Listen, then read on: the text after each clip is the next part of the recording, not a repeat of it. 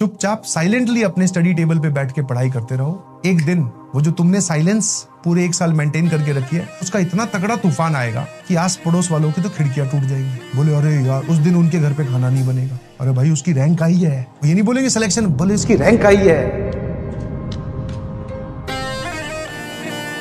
बाकी सब लोग अपने हॉलीडेज में ये जो सैटरडे संडे ऑफ होता है, इसको इतने प्यार से यूटिलाइज नहीं करते हैं। तो अगर तुम इसको ढंग से यूटिलाइज कर गए तो तुम बहुत सारी जनता से तो वैसे ही आगे हो। मेरे ख्याल से मेरी बात का मतलब समझ गए होंगे। ये बात अंधेरे में रहकर इसलिए बोल रहा हूँ क्योंकि ये बात मैं सिर्फ कुछ सेगमेंट ऑफ द स्टूडेंट्स को बोल रहा हूँ। कंपटीशन आपका एक्चुअल में नंबर्स में ज्यादा आपको जरूर दिखाई दे रहा होगा। आपने ये बात जरूर सुनी होगी कि 14 लाख बच्चे प्रिपरेशन कर रहे हैं, 14 लाख बच्चों ने इस बार पेपर दिया जेईई मेंस का। आपका जो भी दोस्त है वो प्रिपरेशन कर रहा है। कंपटीशन नंबर में जरूर बढ़ा है, बट अगर आप एक्चुअल इन डेप्थ जाओगे रियल कंपटीशन, तो वो ज्यादा है ही नहीं। आपका उस मेन दिन बाकी लोग तो मतलब बोलते हैं ना, खोखले लोग होंगे जिनसे आपकी भिड़ंत होगी। कुछ ही सॉलिड लोग होंगे जिनसे आपको फाइट करनी है, जिनसे आपको लड़ाई करनी है। ऐसा वर्ड मैं क्यों यूज कर रहा हूं? बिकॉज हर कोई इस प्रिपरेशन को झेल नहीं सकता, हर कोई इस प्रिपरेशन में अपने आप को झोंक नहीं सकता। बहुत सारे लोगों के बहाने बनने स्टार्ट हो गए हैं, बहुत सारे लोगों के कारण बीच में आने स्टार्ट हो गए हैं। कुछ को स्कूल परेशान कर रहा है, कुछ को घर वाले परेशान कर रहे हैं, कुछ को डिस्ट्रैक्शन ने घेर लिया है। इसका मतलब सब जनता हट रही है। जो बैठे भी हैं अभी भी, मान लो कंप्यूटर के आगे भी, और सिर्फ नोट्स बना रहे हैं, प्रैक्टिस नहीं कर रहे हैं, तो उनका भी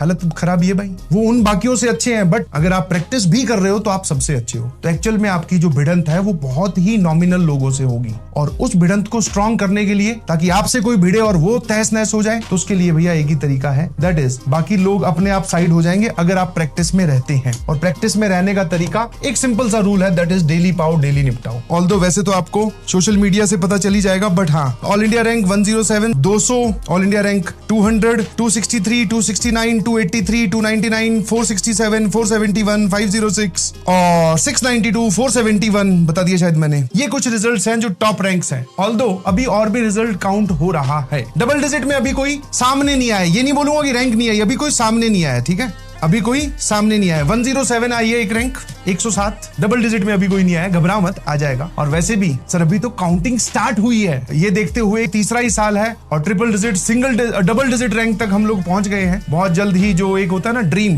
वैसे पीडब्ल्यू का वो ड्रीम, अब मैं बोलूंगा कि नहीं है तो कुछ बुरा मान जाएंगे, मैं बोलूंगा है तो तुम लोग बुरा मान जाओगे। अच्छी बात है, रैंक अच्छी आनी चाहिए, सबको अच्छी लगती है, बट ऐसा नहीं है कि हाँ भाई रैंक 1 के पीछे ही भाग रहे हैं। बच्चों का एक कनेक्ट करने का एक ही माध्यम है, दैट इज इंस्टाग्राम। बच्चों ने इंस्टाग्राम पे बहुत सारे मैसेज करने स्टार्ट किए। मैंने भी स्टोरी वगैरह लगाई, पोस्ट डाली कि भाई साहब जिसका रिजल्ट आ गया है शेयर करो यार, बताओ। तो एक बच्ची का मैसेज आया, ध्यान सुनना। उस बच्ची का मैसेज आया, उसने अपना रिजल्ट का जो स्क्रीनशॉट होता है वो भेजा। मैंने उसकी रिजल्ट देखा, उसकी रैंक आई थी 9016, 9016। वो देखा, मैंने उस चैट को ऊपर की तरफ स्क्रॉल किया तो उससे पिछला मैसेज, मतलब ये जो मैसेज था उसने 25 अप्रैल को भेजा, इससे पिछला मैसेज जो है ना वो 14 जून को आया हुआ था 2023 कि सर ध्यान सुनना, and this is very important. और उसमें पता क्या लिखा हुआ था? सर क्लास के क्वेश्चन तो हो जाते हैं, लेकिन मॉड्यूल और डीपीपी के क्वेश्चन करने में प्रॉब्लम आती है। Can you feel this difference?